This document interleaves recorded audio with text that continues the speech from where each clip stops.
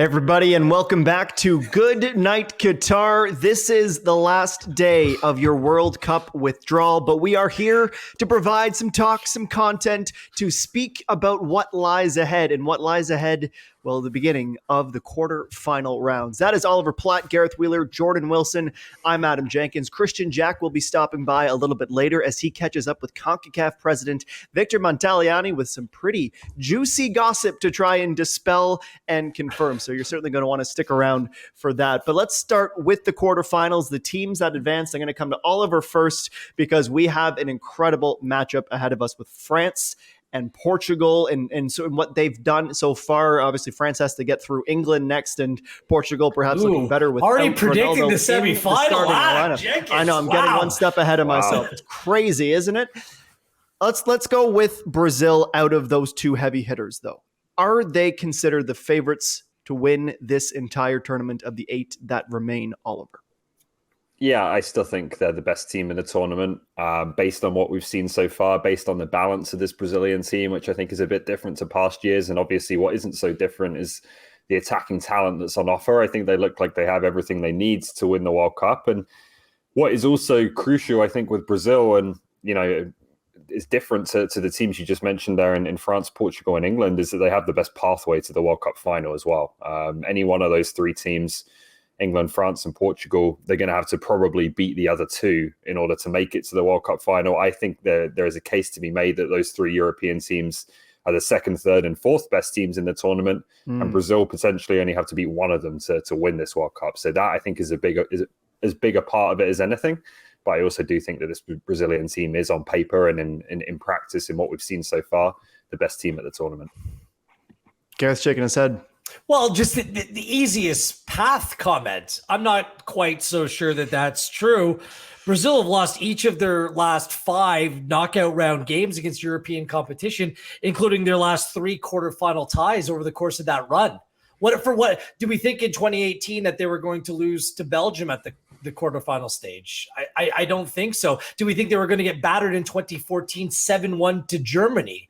Like, this is a hump that Brazil needs to get over. I understand what you're saying, playing Croatia, the team that I'm kind of more negative on Croatia than any of the other 8 teams that remain standing. But you know that Zlatko Dalic is going to be prepared for this game.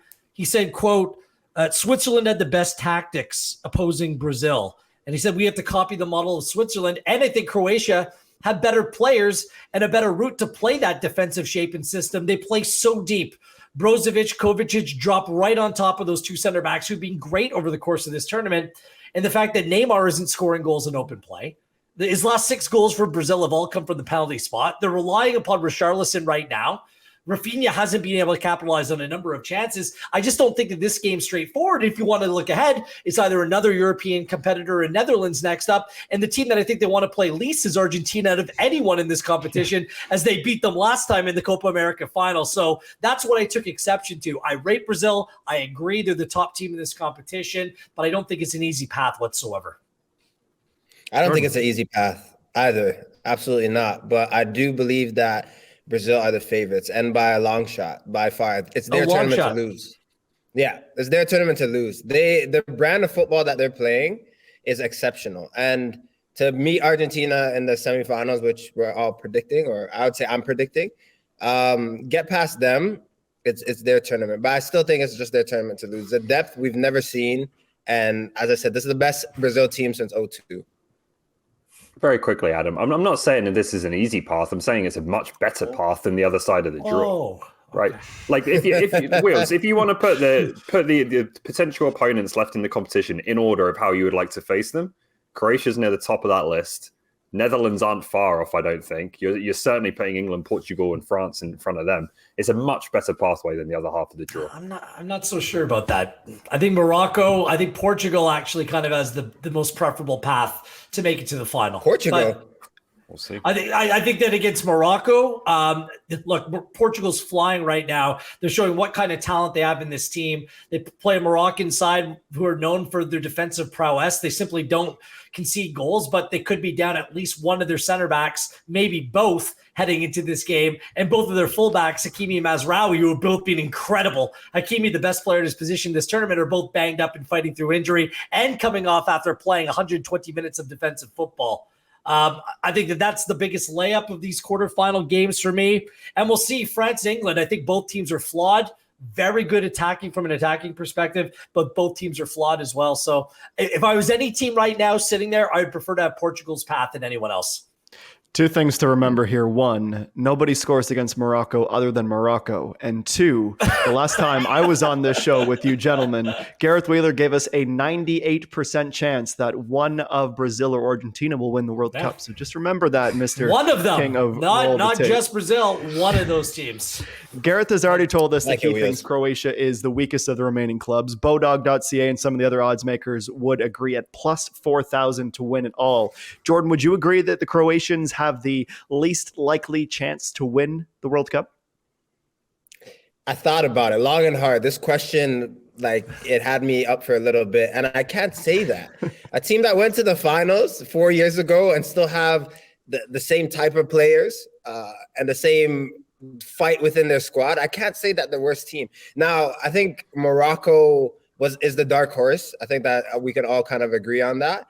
But just putting on the fact that they don't have as much depth as other teams in this tournament, I would have to put them in the weakest side. I wouldn't put Croatia there. I can't for a team that's made it all the way to the finals 4 years ago. I can't put them in that category. Personally, I don't think Croatia or Morocco either have a chance of winning the World Cup. I'm putting them both at 0%. Like, good teams, don't get me wrong. They've done fantastically well in this tournament and Croatia in past tournaments as well. There's no chance that one of those teams is winning another 3 games with the competition that's left in the tournament. Not going to happen.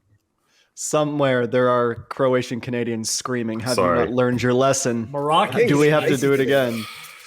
Let's talk about the other South American giant that remains in this competition, and that is Argentina. Obviously, they're an incredible team, and they have Lionel Messi, so that's always a fantastic thing to just have in the toolkit. But when you think about some of the other names the other nations we've mentioned already, your Brazils, your Portugals, France, England, they've found their offense in bunches. All of those nations have scored at least 4 goals in a single match at this tournament. Argentina hasn't scored more than 2. Where would you put them, Gareth, in terms of your expectations for the country heading into the tournament? Tough game. This is a great chance for them to go on and win this tournament, but they did get past the Netherlands first. They haven't scored the last 3 times they played the Netherlands back in 2014. It was a difficult watch. It was 0-0 through 120 minutes. Argentina survived, advanced in a penalty shootout. And guess who the manager of the Netherlands was at that time? Louis van Gaal. And he's already said, the strength of Argentina is Lionel Messi. The weakness, though, is how Messi plays, and he just refuses to defend. So how he plans to go out and take advantage of whatever there is that he sees in this Argentina side that may make them vulnerable. He's a coach that they don't need to play sexy, even though he's apparently open mouth kissing Memphis Depay now, which is very random. The most random comment I've heard. Wasn't expecting that. Here we go. at this World Cup. I mean, I think it's going to be a very difficult game. I don't think there's much to separate these two sides at all in this game. I think that if Argentina gets past, again, them or Brazil, if they can get past this game and whoever makes it on past the semifinal, I fancy to win this tournament, but this is going to be no easy match. Not easy whatsoever. Jordan, to you and to football and not open mouth kissing. Did you see that quote? Because Di Maria said he didn't like Van Gaal. He was like the worst manager. He's like, Memphis hated me as well, but now we're open mouth kissing. So okay. There's a way with words. Yes, I love that guy. Just like Jordan Wilson. Oh man, Argentina haven't met expectations yet. I would say the best bit of football was against Mexico after Messi scored in the 64th minute. I want to see that Argentina side. I think for 4 games they've been like almost lulled. They've just been kind of going through the motions. We haven't seen the potential within this side. Now, will they pick that up against the Netherlands? They need to, because they could be out of the tournament if they're not playing their best football. You can't rely on Messi game in and game out. At a point, he might his tires might get punctured at a point. So they need to pick it up. Let's go to Oliver Platt and the man who is self-proclaimed someone who hates watching the Netherlands play football. Anti-Dutch. You're going to have to watch them tomorrow. Hates a strong Do you word. believe in the Netherlands despite hating watching the way they play football? Hate. I don't believe in their ability to win this tournament. No, I don't think they're quite going to have enough quality. And I do think there's been vulnerabilities there as strong as they've looked defensively at times in this tournament. But I do believe in them in terms of their ability to win this match. And a lot of that is still, I think the jury is still out on Argentina. Like they've improved as the tournament has gone on. Messi has been sensational, obviously. Enzo Fernandez has come into midfield and made a big difference. And they have scored. Argentina has scored 7 goals, which is the same number as Brazil, albeit with Brazil having that dead rubber at the end of the group stage. So there are positives there for Argentina, but they just haven't really played anyone that I think is a real test at this tournament so far. Mm-hmm. And this is going to be that in terms of the Netherlands. So the Netherlands absolutely have a chance. I agree that Argentina are still slight favorites in this game, but this one's going to be evenly matched, I think. They beat the Netherlands, by the way, have beat the champions of CONCACAF, the champions of Africa, and the champions of Asia. So saying that they haven't beat anyone, it's a little bit disingenuous here. Nice. They've only ever lost to Argentina once in 9 tries. Well, now they have the champions of South America to contend with. I wonder if Argentina might be thinking, Scaloni might think to play 3 at the back. They played it at the end of the game against Australia. It matches up with the Dutch system as well. Bring in Lisandro Martinez. It's something to think about. Remember, the Dutch are undefeated in 19 games under Louis van Gaal. This team's a tough to beat. Well, tomorrow we're back to a double header. Thanks, buddy. Thanks, the FIFA World Cup. Croatia and Brazil is the match to get your morning started at 7 a.m. Pacific time. And then it is the Dutch and the Argentines at 2 p.m. Eastern, your 2 matches tomorrow. A team Oliver Platt is excited to watch and loves to watch play football is England. We are going to turn our attention to that set of quarterfinals, Saturday's action, when we come back to Good Night Qatar.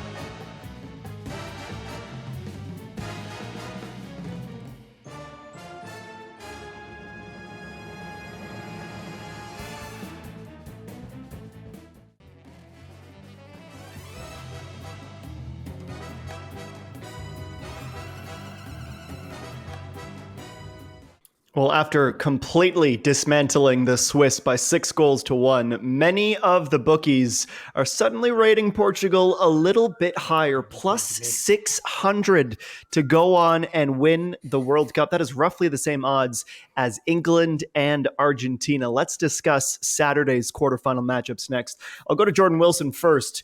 Do you think the bookies are right? Do you rate Portugal the same level as England or Argentina? Maybe you rate them a little bit more. I think I rate them above them a little bit. Wow. Slightly. Just a little bit. Yeah. Just a little bit. Slightly, right? Don't kill me, Wheels or Ollie. No, I love it.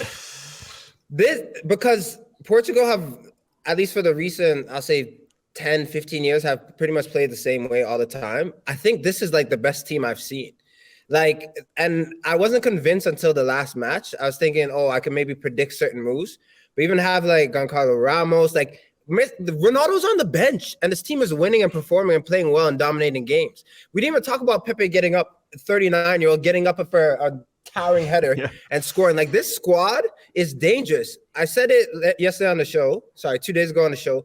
They could be playing in the last game of this tournament. Like, I put them above because it's not about a nation and how they've been playing before. It's how they're playing now. And Portugal right now are seizing the moment. Well, Ollie, we're seeing perhaps a glimpse of what Portugal of the future is going to look like as well, with Ronaldo shifted to more of a finisher role if he even sees time down the road here. What did you make of the Ronaldo benching? And also, to add on to that as well, do you rate them as much as your English or the Argentines? Well, with Ronaldo, it was the correct decision. It made them a more dynamic team. I think that was their issue in the first couple of games. Not that they were bad in those games, but I think they needed more off the ball running, more pace in the sides. Ronaldo wasn't the only change they made to the lineup to achieve that, but they certainly did achieve it. In terms of how I rate them, I have my Platts power rankings ready here. Here we go. Take notes, everybody. They're staying in 4th place. I love it. They're staying in 4th place right now. I still have Brazil in number 1, France 2nd. I have England in 3rd. maybe people will think I'm optimistic or there's some hometown bias there, but England's third for me. And I have Portugal above Argentina. I think they've shown a lot more, in particularly in terms of attack. Where I think there's a question mark with Portugal is the defense. It's personnel-wise, yes, there's some good players in there. There is an aging Pepe still in there as well, yet to really be tested, I think. And I think there's been moments where you can see a little bit of vulnerability there. Not sure that Morocco will be the team to test that massively, particularly after going 120 minutes against Spain. But that will be where I'll be interested to see how Portugal fare against maybe a stronger opponent. Well, on the other side of that coin, you want to talk about defense perhaps not being a calling card. You cannot say the same for Morocco. That's one of the many reasons why they are in this moment, including penalty kick goalkeeping success. Gareth, on a scale of 1 to 10, 10 being shocked as if you just learned that you're going to get a check for $1 million tomorrow, how shocked would you be if Morocco upset Portugal? Not that shocked. Although I'll take that $1 million check, preferably one of the oversized checks as well. That's right. You got to go to a really big bank to cash those. I've always wanted one of those because they become not only the country that the African continent now backs. It's the Arab world is now backing this team as well. It's playing like a home game, and it's incredible what we experienced in 2002 with South Korea on the run to the Final Four. Sometimes that expression of love and joy and momentum. Sometimes it works in a tournament like this. I think this team continues to punch above their weight. They've only conceded 1 goal since their manager took over. That came against Canada. Regragui, who has done a fantastic job. But their attacking stats, they're going to have to come out and attack to go on to win this game because Ollie doesn't like the Portuguese back line. I happen to disagree. But of the teams in the quarterfinal, Morocco has scored the fewest goals of the teams in the quarterfinals. Have had the lowest expected goals of just 3.1. Have had the fewest shots on target, just 10. Made the fewest touches in the opposition's box with just 41. By comparison, Kylian Mbappe has 5 more touches in the opposing area than all of Morocco, and they've averaged the least possession at 32.3. Like, to me, that they're playing with house money here. They're just not a good enough attacking side. Add to that, Agard and Saiss. They're 2 center backs. Agard, I can't see how he's going to play. It looked like his groin was done last game when he came off. And Saiss is dealing with a hamstring. Take those 2 out of the equation. What are you left with? I really worry about Morocco in this game. Have they run their race, or could that kind of home crowd feel buoy them to another spectacular performance? We'll have to see. Injuries and fatigue are a big concern for me with Morocco. Key players potentially missing, and we also saw it coming out of the group stage that a lot of the teams that really had to exert themselves in that third game then blew up in the round of 16. Right? It's difficult with these kind of quick turnarounds, so I think that could be a big issue for them. Well, we move ahead now to the 4th and final quarterfinal match, and it's a doozy. England and France, the Channel neighbors. There's a lot of international history there as well. They don't get to see them a ton. That's not what anybody calls them. I was trying to be witty and I just came up dry. I apologize to everybody. But on the match, what's not going to leave everyone wanting more, much like that segue. Jordan, is this the most anticipated match of the World Cup so far? Second. I think I anticipated Argentina and Brazil in the semifinals, but this is right up there just because. But it hasn't played, right? So I would say I'm already thinking that Argentina is going through. So yes, it is. It is definitely. I think these 2 squads said previously on the show as well, like it could be just goal after goal after goal. Like they're not even thinking, hey, we're going to be up 1-0 and thinking that, okay, this is good. We're going to park the bus. Both of these teams are going to go for 2, 3, 4. They're going to try to finish off the other team. So if you want to see goals galore, or who wants to step up in a major way offensively, this is the game to watch. So yes, it's the most anticipated for sure. It's a matter of how England bow out of this competition, really. Because the quarterfinal stage has been a rough one. England knocked down the quarterfinals 54, 62, 70, 86, 2002, 2006. That's tough, all coming at the quarterfinal stage. And I don't think that no matter what happens in this game, this tournament's been a failure for Gareth Southgate in England. I think they played really well and they showed really well, but they haven't played competition like the French before. They just have not. So how do they cope with France in this game? I think Gareth Southgate goes to his tried, tested, and true 3 center halves again. He hasn't played in all tournament. Look, like one-on-one, I don't care. I know it's being made out to be Mbappe versus Walker. Well, what about Dembele versus Shaw, Giroud versus the back? Yeah. Like, it's a real problem because Kane and Stones aren't quick. That is a huge liability. They need help in those areas. I think the only way to do it, they're going to have to make a decision to take off a Saka. I don't think you can take out Foden, can you? You take a Saka and you put another player and play Eric Dyer at the back, which I'm with you, Ollie. This is what I'm getting at here. France is just far too good. I know they're without a clean sheet at this tournament, but Kylian Mbappe has either scored or assisted on the last 7 France goals. And by the way, France overall have won their nine straight matches, 9 straight games that Kylian Mbappe has played and started. I mean, that's a ridiculous number. Mbappe is that good. Mismatches all over the park. I fear for England heading into this game. Well, since Gareth has painted a picture of sunshine and rainbows and happy English all over the world, Ollie, why do you have faith that they can get the job done? Well, firstly, I hope they stick with 4-3-3 because I think they've got to focus on their strengths and not get totally caught up in France's and their own weaknesses. And the biggest strength of this England team has been switching Jude Bellingham over to the left side of central midfields. And the combinations he's had with Foden, with Shaw, with Kane down that side of the pitch have been excellent. That's an area where I think they can cause France some problems. And of course, they're going to need a plan to deal with Mbappe, whether it's Henderson coming over to help the right back, whether someone like Calvin Phillips could potentially come into the midfields. Again, to support that, I'm not sure. They're going to need a plan there. I agree with Wheels that Dembele against Shaw worries me defensively as well. But like I said, I think they have to focus on their strengths. And in terms of having faith in England, you can't, because we went over this a couple of shows ago. And I'm going to write that down. One second. Go ahead. Keep going. England literally never wins these games, right? Unless they're hosting the tournament. But they don't beat these teams in knockout games unless they're at home. So there's no faith to be had here. What there is some hope. Some hope that this team is a bit different, that the profiles of players England are producing now are more technical, more creative, more intelligent players. A lot of these players have played under Pep Guardiola, Jurgen Klopp, the top coaches in the world. We couldn't say that before. So it is a different England team. We're hoping it's a different England team. Can you really be confident that they're going to win this game? Certainly that they're going to beat France, Portugal, and Brazil to win the World Cup? No, of course not. But this would obviously be some achievement and a great start if they can just get past this French team. Why I hate what Ollie just did as a Welsh Canadian, and I'm sure the Scots and the Northern Irish can agree. He's basically laying the foundation of excuses so that when they do inevitably lose, we can't dunk further on them. Everyone said we had an easy run in 2018 and 2020. Well, look at this one now. You're not wrong. It's incredibly difficult. And whoever gets through gets either Morocco or Portugal in the semifinal. So that's the stage of the tournament we're at, folks. It does not get any easier from here, and top performances will be required. So to reset it, Super Saturday indeed. Morocco, Portugal begin the morning 10 a.m. Eastern time, and then noon Mountain. England and France. I will come up with a better name for that derby. We'll take a break. When we come back, we're going to check in with Kristian Jack in Qatar with CONCACAF President Victor Montaliani. Don't want to miss it.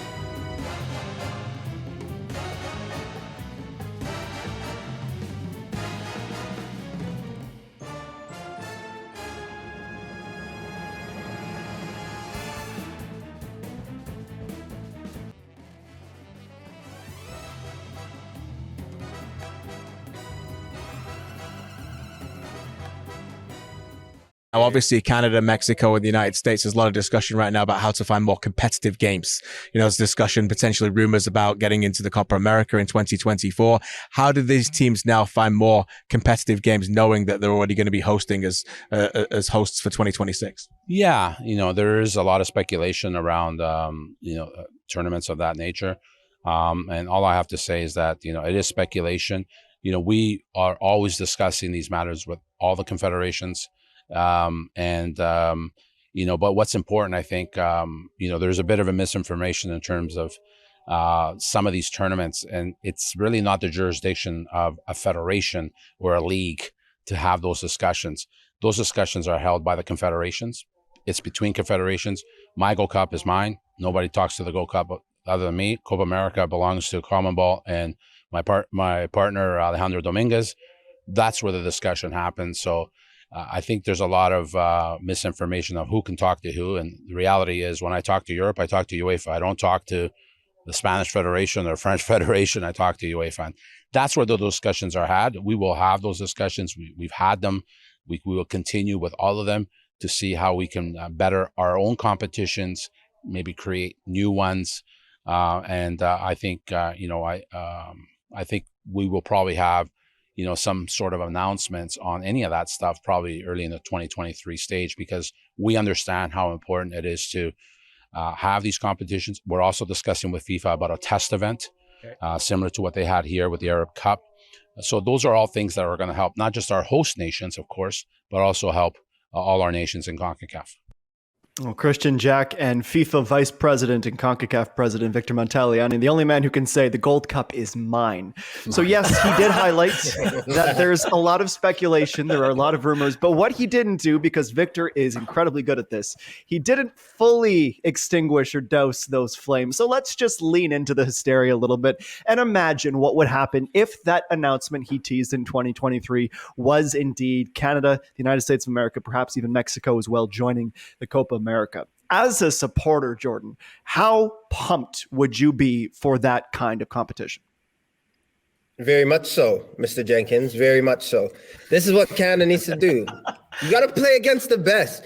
You saw in this tournament, Group F was extremely difficult. 2 of those teams are now in the final 8.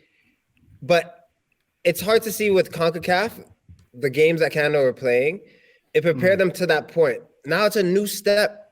You got to play against those South American teams. You got to iron sharpens iron. You got to play against the best so that when 2026 rolls around, we're not shell-shocked. We know what it takes to win. We know what it takes to be in big games, and we can keep building and building football in this country. I think some of the blame for why Canada didn't play in those big games ahead of this World Cup is misplaced. Like, COVID screwed up everything. World Cup qualifying cycles, and the UEFA Nations League made it so you couldn't play any European nation, like in the lead up to this tournament. So that's what people want, or play top South American sides as well. And there's going to be plenty of opportunity. Like, this is the thing. By the way, Montaliani saying that, in case it doesn't happen, it's like we've become into this cycle because of slip-ups previously made by Canada Soccer. Like, if something doesn't happen, we're like, it's your fault. And everyone starts 100%. Yelling at them. So he's making sure that it's clear about the processes, because I don't think many people kind of understand how these things work. But host nations, look at the worldwide tour that Qatar went on in the build-up to this World Cup. They played anyone and everyone. I have no problem playing games within CONCACAF, guys. Like, no one's saying Portugal, they're going to struggle in the World Cup because they had to play like Faroe Islands and Moldova. Like, you know what I mean? Like, you play bad teams in World Cup qualifying, and you hope that the standard, the new formation, the Nations League, makes sure that Canada's playing more regularly the United States and the Mexicos of the world rather than the St. Kitts and Nevis, right? Like, this is what this current structure is. But outside of that, bringing forward different competitions, Copa America would be fantastic. Some version of an old Confederations Cup makes a whole lot of sense. Yeah. And Canada will get invites to play other nations. One, because we're a growing and emerging footballing nation. Also, because we're hosts as well. Everyone wants to butter up and play games against the hosts, especially in this country, in familiar stations, so they can kind of ingratiate themselves to what it's going to be like playing there. So I think Canada is in a really good position to have some really big and important games between now and 2026.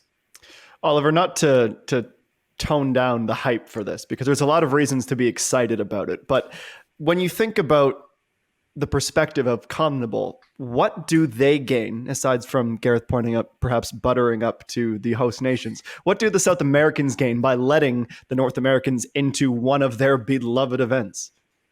Well, I think that's pretty easy. They gain access to 2 massive TV markets in the United States and Mexico. Like that's going to be the appeal for them, and why I think this could be, in the longer term, something where maybe I know people will be protective over their confederations and want to retain that kind of authority, but maybe this could become a more regular thing in the future, where we do see an All Americas, Copa America, going forward. So I think this is absolutely essential for Canada. I agree with Wheels that there will be more opportunities to play quality teams that will arise naturally over the next few years as a co-host of the World Cup. What is harder to find is opportunities to play those teams with real stakes, like really meaningful matches where, both teams are desperate to win. You get the full stadium, the World Cup feel. The Copa America can provide that, right? This is one of the biggest competitions on earth. It would be massive for Canada to get participation here. One thing I've learned over my many days covering this sport is if there's a way to make more money, FIFA will pursue it. And you can't blame them for it. It's not even a bad thing. There's only 10 teams in the South American Federation. Like, the World Cup qualifying is very straightforward. Down the road, way down. I'm not predicting this anytime soon, so don't jump after me. But way too early power rankings. Wheels up, wheels down. In CONCACAF, this region's exceptionally top heavy as well. There might be a meeting of the worlds at some point where it's like, the Western America, South America, North America combined in a certain way. And there's much more synergies as, North American football develops a little bit more so. So these are all footsteps to creating a bigger imprint, a bigger audience, more market share, more money. That's why none of this would surprise me. Get your Duolingo apps out, everybody, and brush up on your Spanish just in case. This is the fifth time I've heard about Duolingo today. This is unbelievable. I'm an ambassador. Sorry. Are you? Not actually. No, but hit me up. I didn't even know what it was till today. This is unbelievable. Jordan, if this were to go through, let's go back to the idea that it's happening. It's going to happen if that world exists. Got to manifest. Manifest it, exactly, Jordan. Thank you. How do you think Canada would do based on what we know and what we can perhaps project to where they may be? I think but I think the better question for me is, let's use this as a time to establish a winning culture. You saw what it was like with Canada, with the CONCACAF, and how they're doing well. But getting to a tournament like the World Cup, and you just don't know who you're gonna get. You don't know who you're gonna draw. It's establishing a winning culture. This is what the tournament like this could do. It's like you're playing these South American teams that have that culture already. They have that do or die attitude. They come for blood when they play. That's what Canada needs to do. That's what Canada needs to get in that environment so they can just get the best out of that group. Poignant, Jordan, but Ollie, the question was... Well, I want to build on Jordan's How do you think point. Canada would do? Look, making the knockout stage of a Copa America would be an amazing achievement. Go down the list. Argentina, Brazil, Ecuador, Uruguay all being at this World Cup performed better than Canada.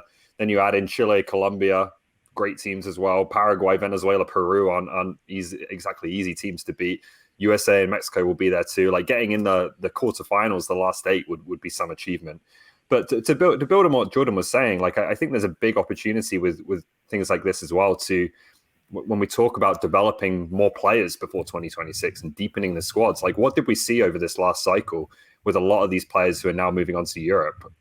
The role that Canada played and big competitions played in advancing their careers and accelerating their progress, right? You can talk about Tajon Buchanan at the Olympic qualifiers and the Gold Cup, Alistair Johnston, Ismail Kone. These players, I think, are moving on quicker than they might otherwise have done because of their performances in the Canada jersey on big stages. So it's massive in so many ways for Canada just to participate in something like this. Just want to point out, to answer your question, Adam. Thank you. It's even on the screen for you. I did answer. Thank you.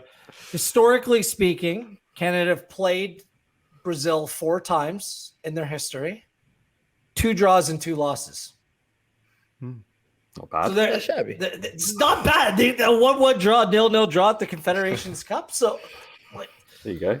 But how would they do now, Gareth? Can somebody give me a darn hold on. Those Brazil teams in the past, 94 World Cup winners, coming out of 2001, leading to 2002, that's a World Cup winner. Canada drew Brazil in both 94 and 2001. Gave them a wake-up call in 94. Canada's been better than they've ever been before right now. Brazil's very good. Look, I'm kind of being facetious a little bit, but let's get into more games like that, and we'll get to know a lot more about this Canadian team as well. We just had our first glimpse of what Canada is all about. We know what these other nations are all about, but we're still figuring out what this Canada team's all about. Okay, well, it is time for a break. I'm going to berate the boys for not answering questions. We'll see if they do a better job in the next segment when we talk about more from KJ and Victor on the potential for 3-team groups in 2026. That's to come next on Good Night Qatar.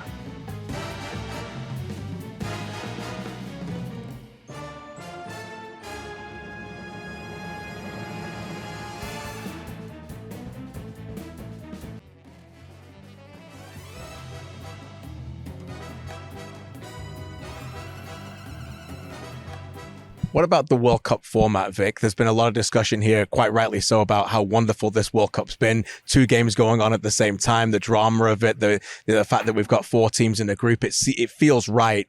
48 obviously is not going away. The idea that people have put out there of having 3 teams in a group, you may not be able to say it. I say it. I don't like it.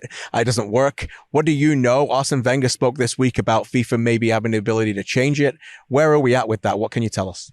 Yeah, my good friend Arsene. He loves talking about football, I'll tell you that. Good man. Listen, I think, first of all, any format, any competition, the host has a right to change it. CONCACAF, we have the right to change our Gold Cup formats, our Nation League formats. FIFA is the same. So they have a right to change their format. I think there's been enough discussion to know that there needs to be a look at, even amongst my peers, about how this looks like, how it still fits into the calendar. You know, we can't have a 2-month World Cup, obviously. Right. It needs to be within that sort of 35-day window or whatever it is.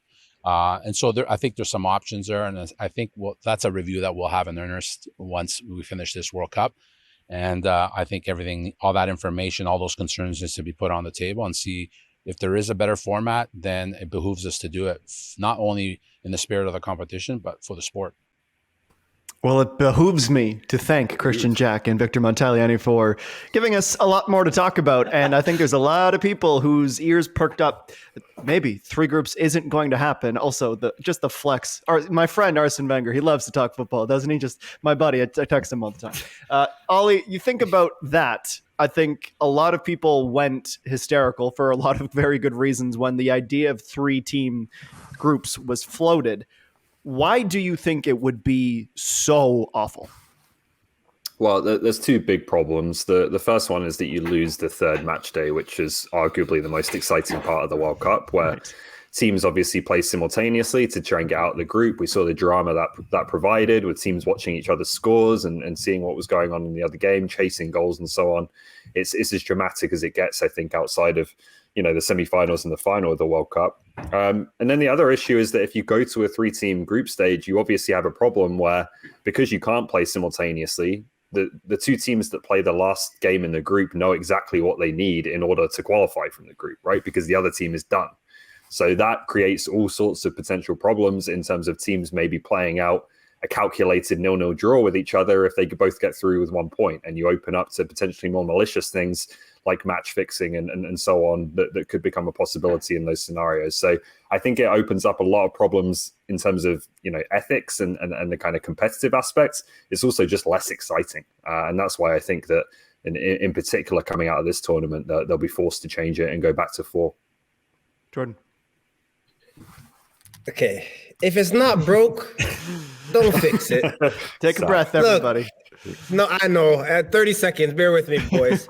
Korea Republic and Uruguay. Look at that last match, or those 2 matches.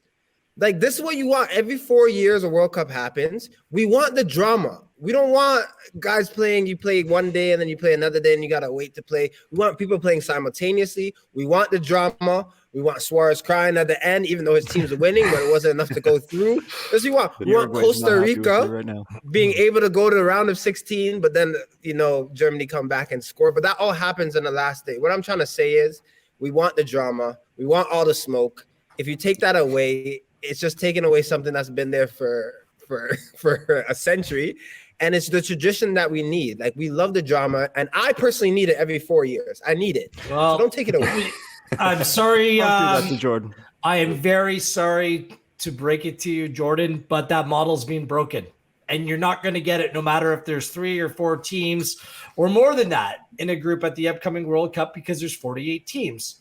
I've gone through all the different permutations. By the way, even 40 teams would have complicated things. Nothing will be able to replicate what we get at a 32-team World Cup. So the best thing that I can see that they'll probably do is they'll break it into 12 teams of 4, and they can almost make 2 separate sides of the bracket, and then you're left with what things are like at the Euros, at a 24-team Euro, where the 6 group winners go on, and the 6 runners up plus the top 4 second or third place teams.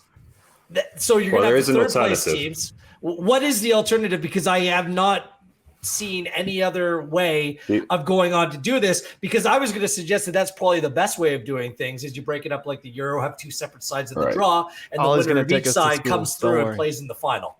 I've got an alternative. Enlighten me. I'd love to hear. This is the best structure I've heard. Maybe there's an issue here that I'm not aware of, but you go to 12 groups of 4 teams each. Mm-hmm. The best 8 group winners get a bye and go straight through to the round of 16. And then the other 16 teams that you're left with, so 4 group winners and the runners up, they go into an extra rounds in between, if that makes sense. So you take the 4 worst group winners and the Garrett's 12 literally runners up. live doing the math right now. The 12 runners up, they go into a second round of the tournament, which knockout ties, obviously. So that produces 8 teams. And then those 8 teams play against the best 8 group winners in a round of 16. That, I think, is probably the best way of doing it. So you still just have 24 teams moving on and advancing. Yes. Correct. You just create like an extra round and give the best 8 buys to the. Do you know how many games that would like the model that I kind of was advocating for? It's 104 games. Yeah, that's up from 80. It's complicated. It's just I'm not sure what that means. I get because you'd add more groups, more games, plus that extra round. As you heard Victor say, like this tournament just can't continue to go on and on and on and on. Either way, Ollie, like I actually don't mind that. Like that makes a lot of sense to me. And I think I'd advocate rewarding the teams that go on and win their groups the most convincingly. Yeah, it incentivizes that. And it makes that last game even more, because even if you've already won the group, you want to finish in the top 8. So what Spain did, what Portugal did, what France did when they'd already got on and clinched to win the group after 2 games, there's still incentive there. So I like that element of it. That's probably the best way, Ollie. Well done. Thank you. Congratulations, Alex. I know that's entirely your idea. So well done to you and you alone for just coming through with that. Regardless of how they would do 4 team groups. That is right there. Dear God. What level of confidence do you have, Ollie, that we'll see 4? Is it platinum level of confidence? I think we will. I think we have to. Like, I just don't think 3 in the groups is viable. Like, whether it's what I just suggested there or something different. Like, I think any alternative that gets you 4 team groups is probably going to be better than the 3 team group idea. So they've got time, like Victor said there. They've got the power to change it if they wish to do so. I think it makes too much sense not to, unless there's some big reason in terms of the calendar and compressing the amount of games that you need that we're not seeing here. Just really quickly, it would suck for any country. You go on and qualify for the World Cup. Boom, you lose your first game. Oh, we only have 1 more. It just sucks. Like, you need to, if you make it there, you have to play at least 3 games. People are traveling from all sides of the globe, right? To go on and support their team. Give them more than 2 games. Jordan, do you agree? 4 groups of 4, does that seem like the way it's got to be? Yeah, I think so. The 2 gentlemen brought up great points, and 4 is the way. I think also just to focus on playing a World Cup and only playing 2 games and then potentially going home is ludicrous. Like, it is a tournament set up to at least to be for a month or a bit over a month, and you play maybe in a span of a week, and then it's over. That's insane to me. Canada was at the World Cup for like 8-9 days, right? 8 days they played games. It's quick. They're done. It goes by in a flash. Jordan, I want to pick that big brain of yours for some good ideas, because I know you're a man that has a lot of them. If you were in Victor's shoes, or you were the president of FIFA and you could control some changes for the 2026 FIFA World Cup, what would you like to see implemented? President Wilson. Here we go. President Wilson has a great ring to it. Would you protect me, Wheels? Would you take a bullet for me? That's the question. Of course, absolutely. We'd have to get Jordan straight to the heart. Sure. I think he wants some more intimidating security detail than this guy right here, though. I'll tell you that much. Oh man, I think 2 things. I have a small cry and a big cry. My small cry would be for Golden Goal to come back, because I'm tired of seeing extra time games. And guys just playing, we're going to go to pens and then taking these rubbish penalties. I'd rather seeing people flood the pitch and Golden Goal. I know it's a small cry, probably won't happen, but it's just a personal preference. Anyone for FIFA listening, just put that in for me. That'd be great. A big one would just be VAR needs to get sorted. Like, it can't be 45 seconds to look at goals and all this nonsense. It needs to be faster. It needs to be better for 2026. And that's about it. Jordan Wilson's trying to get Drew Fisher out of a job for the next World Cup. Do you hear that, Ollie? No, not at all. Do you want my changes? Of course I do. Oh, okay. Well, my changes would be make fewer changes. Like we've had VAR introduced. Do you We're want going my to changes? You're not 48 going to get them. teams. We're changing the format. Like, just stop. Like, let it breathe for a few years. How about that? Like that would honestly be what I'd like to see at this point. Is we've had so much upheaval to the best competition in world football for me. Let's just take a few additions to breathe. Let it settle in, and then maybe we can make some adjustments from there. Yeah. FIFA President Gareth Wheeler. I think they made good changes. I like the 5 substitution rule as well. I don't think it's affected the game too much.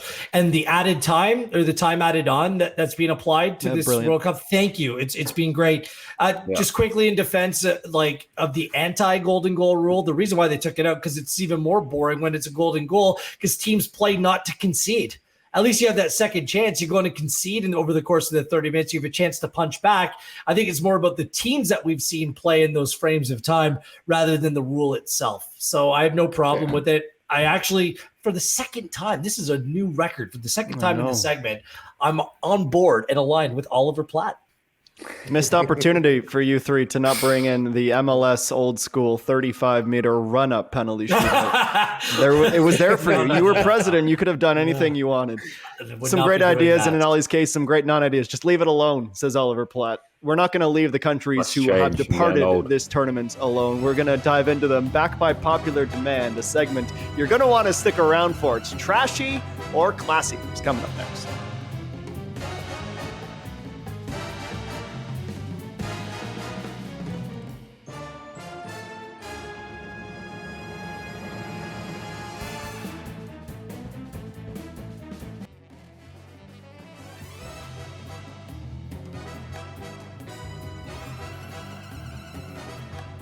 Well, it is back by popular demand. Same game, just with a slightly different name. From tasteful or disgraceful to, stay with me here, trashy or classy.